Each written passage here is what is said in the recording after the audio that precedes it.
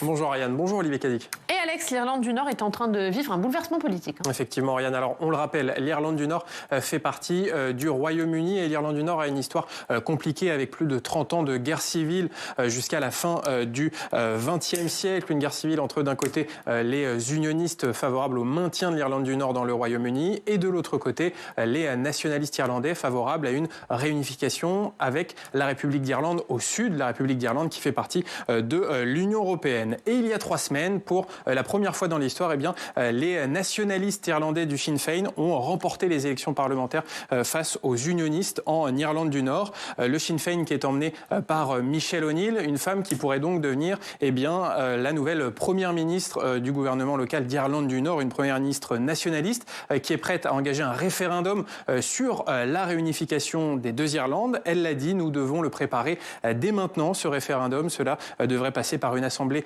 citoyenne au sud comme au nord, d'autant qu'au sud, en République d'Irlande, les nationalistes irlandais connaissent également une dynamique politique. En tout cas, pour l'instant, en Irlande du Nord, malgré leur victoire, le parti nationaliste, le Sinn Féin, ne peut toujours pas gouverner car les unionistes refusent de faire partie de ce gouvernement local et les accords de paix de 1998 prévoient que les deux camps, justement, ont à chaque fois leur place dans le gouvernement nord-irlandais. Et Alex, cette nouvelle situation politique accentue les tensions en Irlande du Nord causées par l'accord sur le Brexit. Et oui, l'accord du Brexit qui rétablit les contrôles douaniers entre le Royaume-Uni et l'Union européenne, mais pour éviter qu'il y ait une frontière terrestre entre l'Irlande du Nord et la République d'Irlande et que justement cela ravive les tensions, cet accord avait prévu que les contrôles douaniers se faisaient entre l'Irlande du Nord et la Grande-Bretagne. C'est un peu comme si l'Irlande du Nord finalement restait dans ce marché unique européen et ce point de l'accord du Brexit, le gouvernement britannique de Boris Johnson, il est en train de le balayer complètement avec un texte à Londres qui prévoit de ne plus respecter cette partie de l'accord. Les arguments de Londres, ce sont d'abord que ces contrôles douaniers ralentissent les échanges de marchandises au sein du Royaume entre Irlande du Nord et Grande-Bretagne. Et puis, il y a aussi la crainte politique que cela ne rapproche un peu plus la République d'Irlande de l'Irlande du Nord. Donc, c'est aussi un point de crispation pour les unionistes nord-irlandais. Olivier Cadic, Oriane le rappelait, vous vivez à Londres, vous connaissez très bien la situation au Royaume-Uni. Est-ce que vous craignez que ça dégénère en Irlande du Nord ? Depuis le référendum et le résultat du référendum en 2016, s'est posé la question de l'Irlande du Nord. D'ailleurs, le premier, je crois que le lendemain, j'étais à Édimbourg et j'avais dit le premier problème ne viendra pas de l'Écosse, puisque déjà l'Écosse avait voté aussi pour rester dans l'Union européenne, mais le problème viendra de l'Irlande du Nord. Et donc, on y est. À force de reporter le sujet, et c'est ce qui avait valu d'ailleurs la chute du gouvernement de Theresa May, c'est que justement Boris Johnson ne validait pas l'accord qui avait été fait concernant le Brexit pour l'Irlande du Nord, pour finalement s'y rallier. Et là, aujourd'hui, quand il faut l'appliquer, il commence à freiner des cas de fer, parce qu'effectivement, il est confronté à une contradiction, qui est de dire il faut que l'Irlande du Nord n'ait pas de frontière avec la République d'Irlande, au sud, et en même temps, il faudrait qu'il n'y ait pas de frontière entre l'Irlande du Nord et la Grande-Bretagne.